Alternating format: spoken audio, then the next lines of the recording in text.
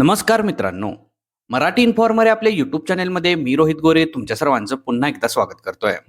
मित्रांनो, आपले नाव मतदार यादीमध्ये आहे का नाही हे कसं चेक करायचं याबाबतची संपूर्ण सविस्तर माहिती आपण या व्हिडिओमध्ये घेणार आहोत. तर हा व्हिडिओ शेवटपर्यंत पहा म्हणजे तुम्हाला या संदर्भातली सर्व सविस्तर माहिती मिळून जाईल.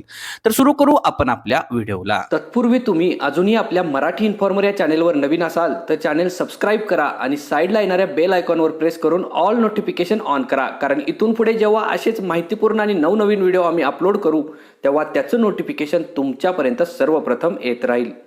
मित्रांनो, तुम्हालाही तुमचं नाव मतदार यादीत आहे का नाही हे चेक करायचं आहे. तर यासाठी आपल्याला सर्वप्रथम आपल्या मोबाईल मधून ब्राउझर ओपन करायचा आहे.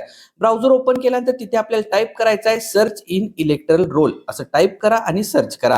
हे सर्च केल्यानंतर आपल्या समोर इलेक्ट्रोल सर्च .eci.gov.in ची सर्च इन इलेक्ट्रोल रोलची पहिलीच लिंक आलेली दिसेल. मी ते हायलाइट करत आहे. याच लिंकला आपल्याला क्लिक करायचं आहे.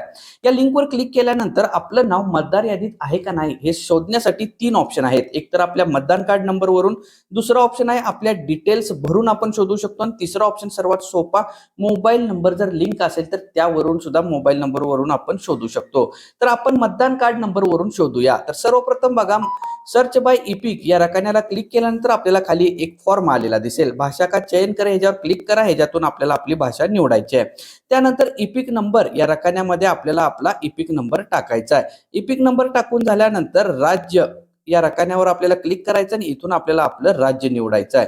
राज्य निवडल्यानंतर त्याच्याच खाली आपल्याला इथे कॅप्चा कोड आलेला दिसेल. हा कॅप्चा कोड आपल्याला व्यवस्थित खालच्या रकान्यामध्ये टाकायचा आहे.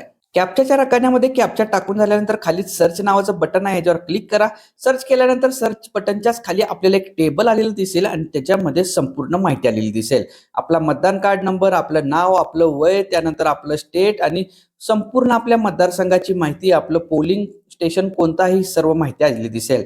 आणि जेव्हा अशी माहिती येते याचाच अर्थ आहे की तुमचं नाव मतदार यादीमध्ये आहे.